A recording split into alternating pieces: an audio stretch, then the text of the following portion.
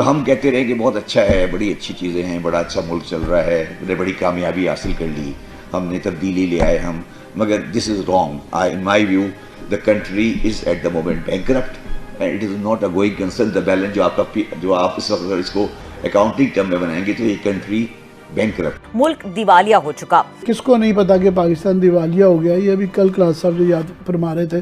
بیگانی شادی میں عبداللہ دیوانہ.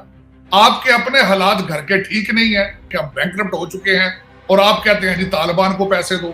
آپ کے اپنے حالات کیا ہے؟ لوڈ شیڈنگ شروع ہو چکی ہے, گیس آپ کی مل نہیں رہی ہے. تجاویز کا کیا مطلب؟ پیسے چاہیے. تجاویز کیا ہے؟ وہ ایک مسئلہ ہے, وہ میں آپ کو ایکسپلین کر دیتا ہوں.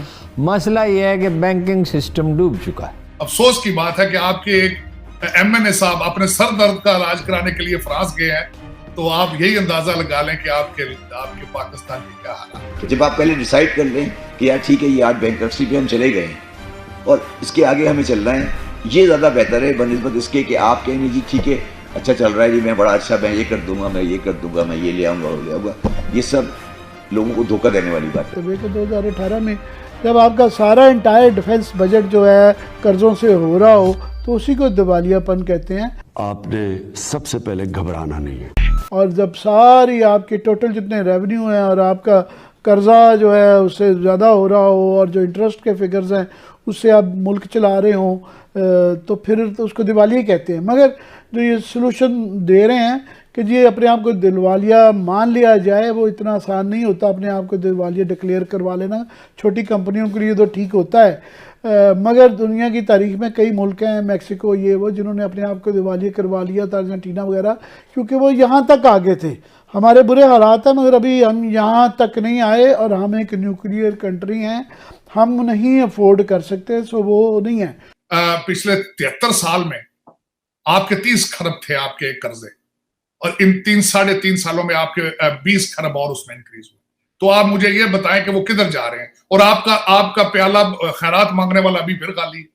کہ ایک ملک جو ہے پاکستان جیسا ملک, ایک نیوکلیئر پاور ملک, وہ ایک ڈیٹ ٹریپ پہ پھنسا ہوا ہے. ڈیٹ ٹریپ, اس کا مطلب یہ ہوا کہ جو ہم نے ماضی میں اتنے قرض لے لیے ہیں کہ اب جب اس کی باری آ رہی ہے ادائیگی کے تو ہمارے پاس جیب میں پیسے نہیں ہیں, تو پھر ہم بورو کرتے ہیں اور بورو کر کے ان کو قرضہ دے دیتے ہیں. پھر ہمیں ٹائم مل جاتا ہے 2 سال 3 سال کا, پھر جب اس کی باری آتی ہے پھر ہم بورو کرتے ہیں, پھر دے دیتے ہیں. اسی طریقے سے ہم ٹائم بائے کر رہے ہیں. تو اکاؤنٹنگ کے ٹرم میں شاید وہ سمجھتے ہیں کہ اس کو بینکرپٹ کہیں گے, کیونکہ ہمارے پاس پیسے نہیں ہیں قرضوں کی ادائیگی کے لیے. تو ہم جب ڈیو ہو جاتا ہے تو ہم بورو کر کے دے دیتے ہیں اور وقت ہمارا چلتا گزرتا جاتا ہے. تو اس طریقے سے ہم زندگی بسر کر رہے ہیں. نہیں ڈاکٹر صاحب, جیسے آپ نے فرمایا اگر ہمیں کوئی قرض واپس سود سمیت دینے کے لیے پیسے نہ دے, دین وٹ, پھر کیا آپ دیکھتے ہیں, کیا خدا نہ خواستہ کیا ہو سکتا ہے؟ یہ صرف یہاں پہ یہ میں نے اس کو کہا خیرات کانفرنس ہو رہی ہے, اور یہاں پہ ہمارے لوگوں نے کہنا اللہ کے نام پر کوئی $2 انہیں دیں تو $1 ہمیں دے جائیں. کہ جب آپ کا قرضہ ڈیو ہے اور آپ قرضہ ادا کرنے کے قابل نہیں ہیں تو اس کا مطلب یہ ہے کہ آپ نے ڈیفالٹ کر دیا. لیکن ہوتا یہ ہے کہ اس کی ادائیگی کے لیے ہم کہیں اور سے بورو کر لیتے ہیں, بورو کر کے اس کو پیمنٹ کر دیتے ہیں اور ہمارا سلسلہ چلتا رہتا ہے. اس کو ہم کہتے ہیں ڈیٹ ٹریپ. تو یہ حقیقت ہے کہ پاکستان ایسا ملک جو ہے وہ ڈیٹ ٹریپ میں داخل ہو چکا ہے. اچھا ڈاکٹر صاحب, یہ میں ایک اور, آپ واحد ہمارے معیشتدان ہیں کہ جنہوں نے میڈیا پہ آ کے واشنگٹن کنسنسس کا نام بھی لیا, کم از کم اتنا ہم دیکھتے ہیں آپ کا کنٹریبیوشن. اور میرا سوال آپ سے یہ ہے کہ بہت سے مفروضے اڑ گئے نیو لبرل اکنامکس کے, ٹرکل ڈاؤن نہیں ہوا, غریب سے تر ہوا, امیر تر ہوا. پرائیویٹائزیشن جو ہے اس نے ہمارے ملک میں کارٹلز بنا دیے, اور ان کارٹلز کیا تو حکومت یرغمال ہے. ہم سٹرکچرز پر ری تھنک کیوں نہیں کرتے اور بحث کیوں نہیں کرتے ہمارے معیشتدان؟ ڈاکٹر صاحب, میں آپ کو داد دیتا ہوں قاضی صاحب, آپ کو نیو لبرل اکنامک آرڈر کا بھی پتہ ہے, آپ واشنگٹن کنسنسس کا بھی ذکر کر رہے ہیں. میرا نہیں خیال ہے کہ کسی بھی ہمارے اینکر پرسن کو ان سب چیزوں سے واقفیت ہے, تو یہ میں آپ کو داد دیتا ہوں اس حوالے سے. دیکھیں بات یہ ہے کہ اس کو کون کرے گا؟ ہم جیسے ترقی پذیر ملک ہے ہم تو نہیں کر سکتے. یہ تھنکنگ جو ہے یہ انٹرنیشنل لیول پہ ہونی چاہیے. اور میں آپ کو بتاؤں, یہ بھی آپ کو میں بتا دینا چاہتا ہوں کہ اگر امریکہ یا اس قسم کے جو ویسٹرن ورلڈ ہیں اگر وہ اس اکنامک تھنکنگ کو نیو لبرل اکنامک آرڈر کو اگر اس میں ریفارمز نہیں لائیں گے تو آپ دیکھیں گا کہ جس طریقے سے ایشین انفراسٹرکچر انویسٹمنٹ بینک بنا ہے چائنا میں ہو سکتا ہے کہ کچھ ایسے ہی ادارے ایشیا میں بھی بن جائے. مثال کے طور پہ ایشین مانیٹری فنڈ ہے وہ بھی بن سکتا ہے. تو پھر جب ان اداروں کی طرف جائے گا کون؟ تو یہ ان کے اپنے مفاد میں ہے کہ جو ہم جیسے ترقی پذیر ملکوں کو اپنے قابو میں رکھتے ہیں کسی نیو لبرل اکنامک آرڈر کے ذریعے سے تو یہ لوگ پھر کسی اور طرح دیکھیں گے.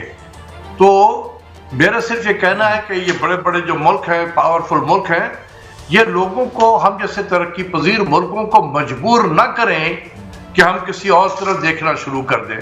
قبل اس کے کہ ہم دیکھنا شروع کر دیں کوئی ایسا ادارہ آ جائے اس سے بہتر یہ ہے کہ یہ اپنے اندر ریفارمز پیدا کرے. ہمیں ریفارمز کے لیے لیکچر نہ دیں, پہلے اپنے اندر ریفارمز کریں پھر ہمیں لیکچر دیں آ کے.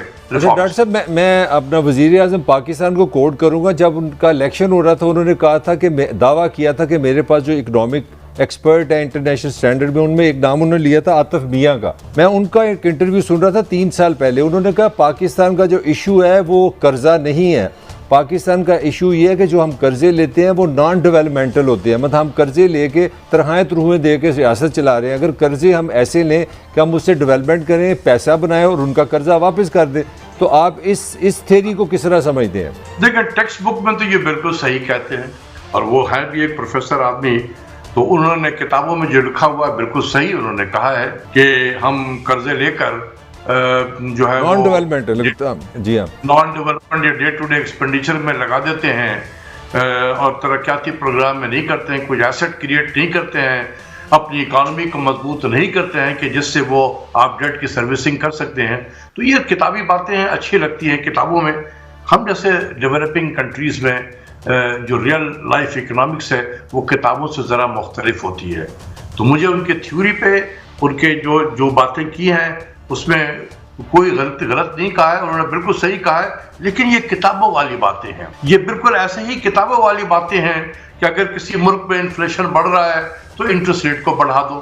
یہ کتابوں میں لکھا ہوا ہے, یہ ویسٹرن اکانومیز کے لیے ہے. ڈاکٹر صاحب حل کیا ہے؟ ڈاکٹر صاحب حل بھی دے دینا, میں اس کا سلوشن پھر کیا ہے یہ قرضے کا؟ دیکھیں یہ اس طریقے سے چلتے پھرتے آپ کسی سے حل مانگ لیں, وہ کیا حل دے گا؟ یہ بہت سیریس قسم کے اس میں ہمیں بہت ساری چیزیں کرنی ہوں گی جو اس 2 منٹ میں آپ کو نہیں بتا سکتا ہوں.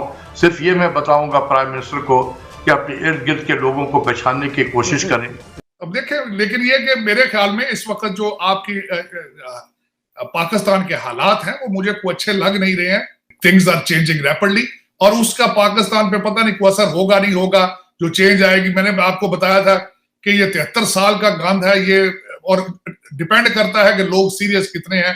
یہ پچھلی جو بدنامی تبدیلی سرکار تھی اس میں تو بجائے تبدیلی کے بلکہ سختی آئی ہے, کیونکہ آپ کے جب تک وہ کہتے ہیں کولیکٹیو تھاٹ پروسیس چینج نہیں ہوگا, آپ کے ڈیسیجن میکر جب تک سیریس نہیں ہوں گے, جب تک وہ اپنے بچے پاکستان میں نہیں پالیں گے. جس طرح آپ نے اگلے دن میں بلکہ آپ کی ویلاگ سن رہا تھا چیمہ صاحب, افسوس کی بات ہے کہ آپ کے ایک MNA صاحب اپنے سر درد کا علاج کرانے کے لیے فرانس گئے ہیں, تو آپ یہی اندازہ لگا لیں کہ آپ کے پاکستان کے کیا حالات.